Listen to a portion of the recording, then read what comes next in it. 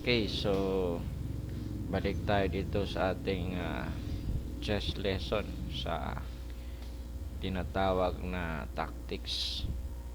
Okay, so ito yung tactical position. So paano ba natin malaman yung position kung tactical or positional? So pag sinasabi natin na tactics, so pwede tayong mag-sacrifice. So ang positional na position ay walang tactics. So meaning hindi ka pwedeng makapag-sacrifice. So bago ka mag-move, ay tingnan mo muna yung position kung tactical or positional. Siyempre hanapin mo kung pwede ka makapag-sacrifice o hindi. Okay, so ayan ang ideas. Okay. So sa position na ito, maraming pwedeng gagawin yung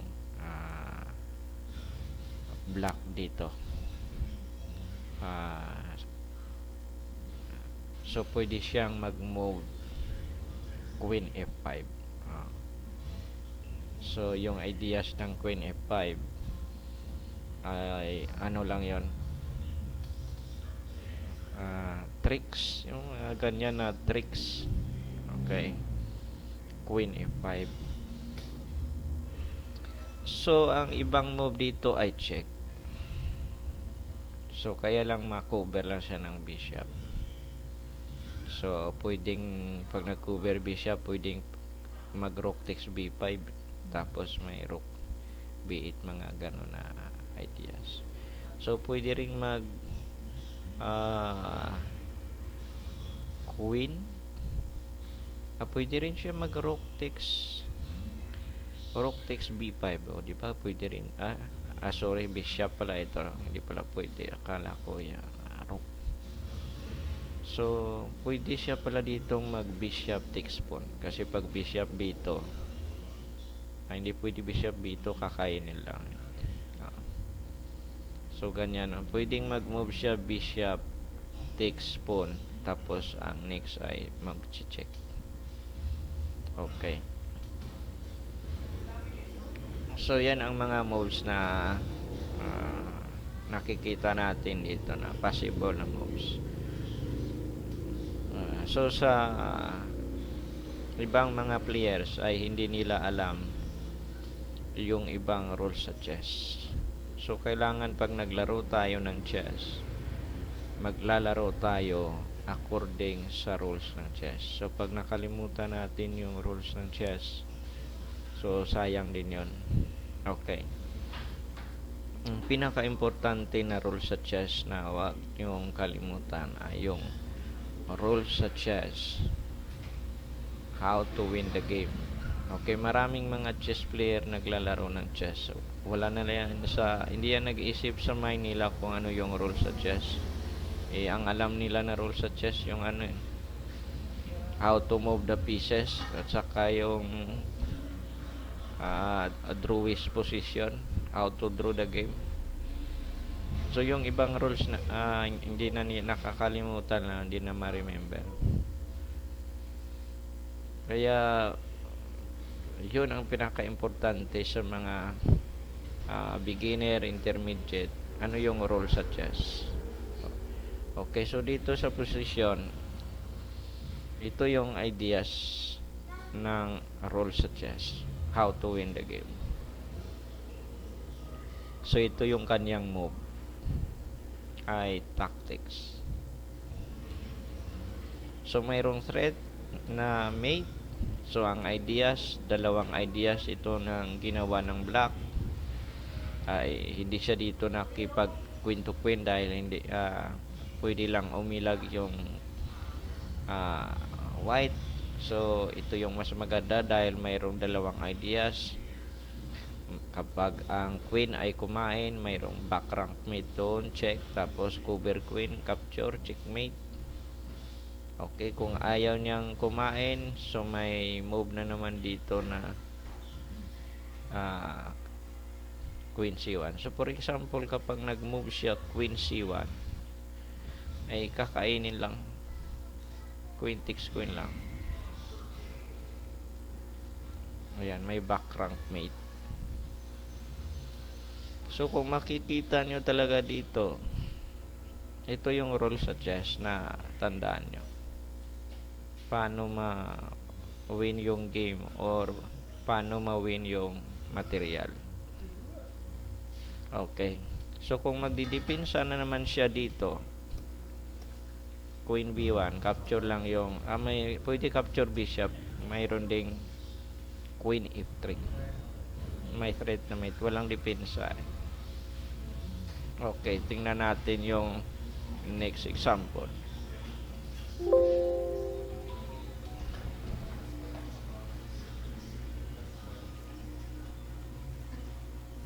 Okay.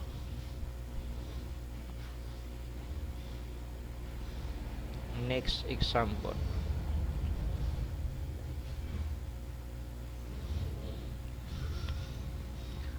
Okay, black to play. Baliktarin muna natin yung board.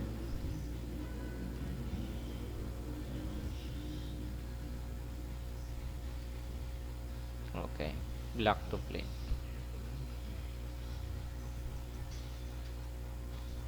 So, rule sa chess, how to win the game. Okay, ito lang. Kasi hindi natin ma-checkmate yung king dahil may nakadepensa na queen. So, ang gagawin natin ay mag-create tayo ng disturbances. Okay, so kailangan natin ma-isturbo yung queen na defender. Okay, siyempre pag kumain siya, queen takes queen. So, wala na, talo siya. So, queen c2. So, after queen c2, mag-move tayo ng queen dito. Okay. Pwede rin na rook takes b1, queen takes b1, tapos queen takes bishop. Queen c2, hindi pala pwede. May depensa pala yung queen and knight. So, capture lang muna. So, advantage dito yung black sa winning by exchange. So, yan po ang rule sa chess. Ay dapat ito yung mga moves na dapat pag-aralan at intindihin ng mga players na gustong mag-improve sa kanilang paglalaro sa chess. Okay. So, yung next na diagram position. Next example. Okay. So, black to play. Okay, so sinasabi na dito, how does black win at least white's queen?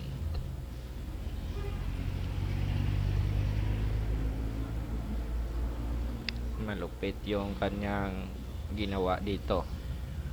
Okay. Paano siya kaya dito manalo? Okay. Simple lang.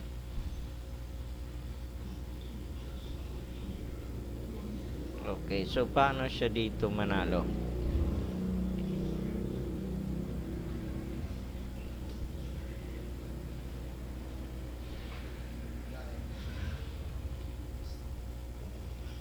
Okay.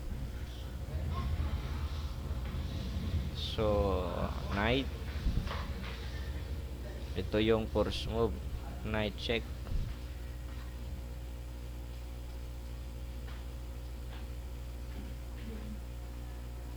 Kung may may move pa siya dito na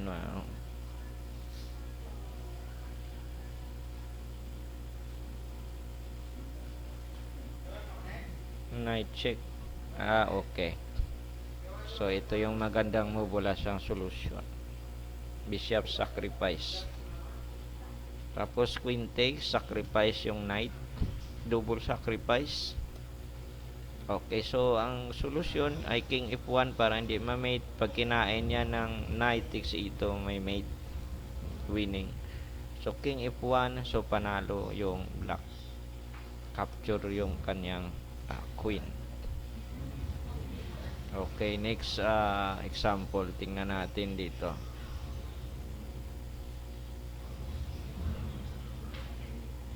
Okay, so tingnan po natin. Okay, ito.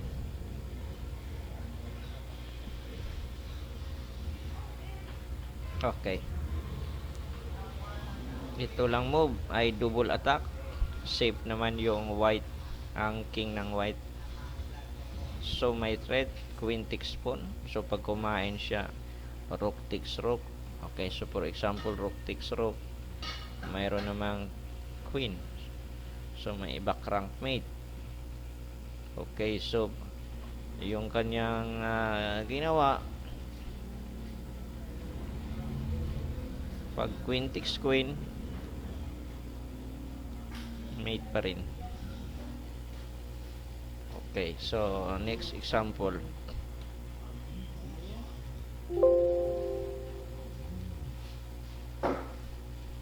Okay.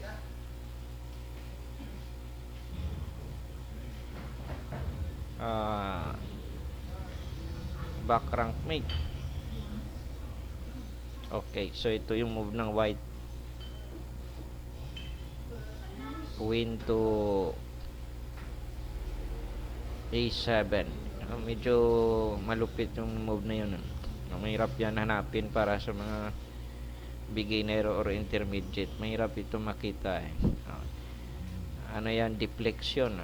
Palisin yung isang depensa kasi pag rook takes rook, rook takes queen, may back rank mate eh.